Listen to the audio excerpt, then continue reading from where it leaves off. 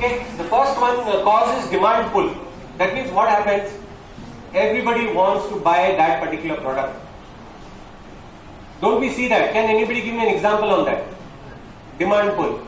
Any example? Gold, okay. On festivals, what happens to the price of flowers? What happens? It just goes up, right?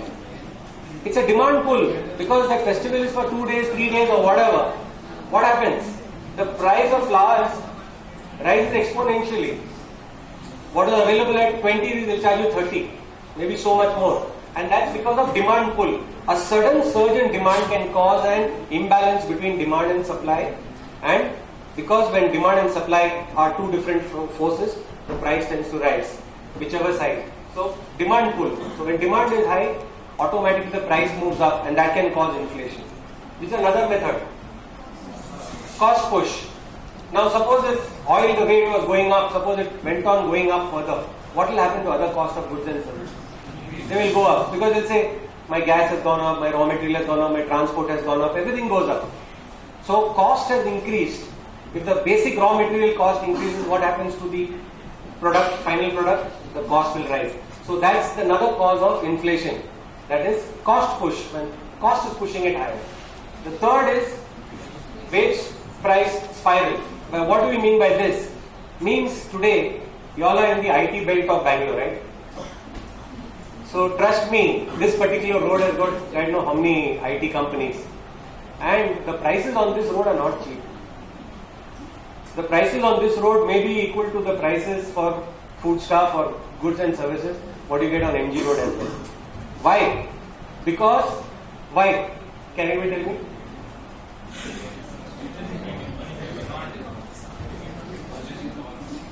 Exactly, purchasing power of people.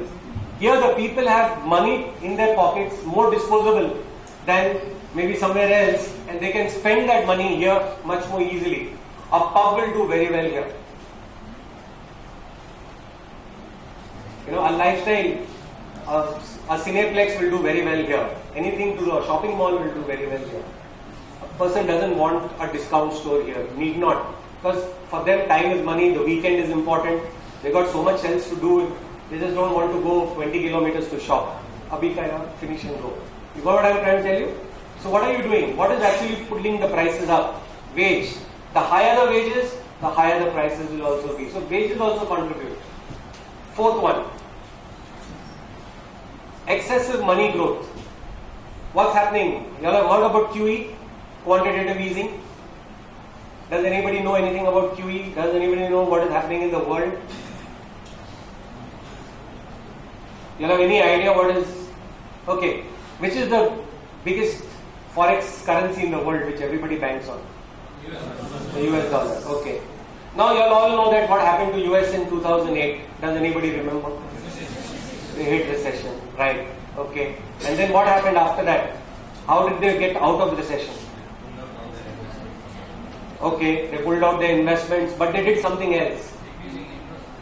They decreased the interest rates. Yes, because if you decrease interest rates, what happens? People tend to borrow, increase consumption, production increases, cost of goods also comes down, and you're able to export better. Okay, then giving more bonds. Giving more bonds. That is exactly what I was coming to. They were printing currency. And how do they print currency? I give my bond to you. I sell my US treasury to you. And you give me money. And that money I use in my economy. So I push my economy by giving money. Now imagine, I'll give you a very small example on this. Okay, for that I think you should all close your eyes. Close your eyes. Okay, take a deep breath, close your eyes. I know you will smile the moment I finish it, so no cheating here, no fun otherwise. Okay, just close your eyes, relax. Now imagine you're all sitting outside in your, in the green grasses of New Horizon College, and suddenly you hear a nice chopper on top of you, whirring.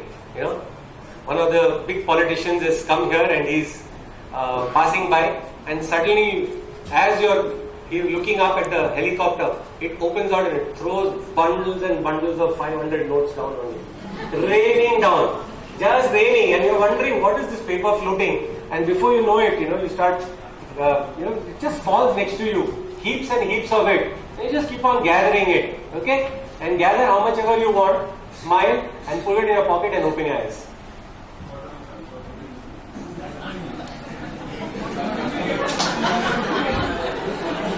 See, now, what we have done is we have just created money. That money came to you all felt good about it, just steroid lag gaya, and you all felt chalo. Now, if you had that money with you, literally, the moment you walk out, does anything look expensive? Does anything look cheap? Everything is cheap. You tip the auto driver also 500. Come on. Just keep it. Don't ask for the change. You also feel happy. Go. Right or wrong? So what have you done? Excessive money growth. When money expands, the price of goods and services in relation to money shrink. The price of assets shrink. And as a result of that, what happens? You want to spend more. You get what I'm saying? Do you understand? That's exactly what happens. So excessive money growth causes inflation. And all of them will go and say, okay, now we also want to buy a property next to in Marathalli, then what will happen? The price will rise. I mean, all those 500 notes you have collected. Okay. So all these are the primary cause of inflation. Biggest problem, inflation. Your money is losing value every single second, every single day. And what are the effects of that?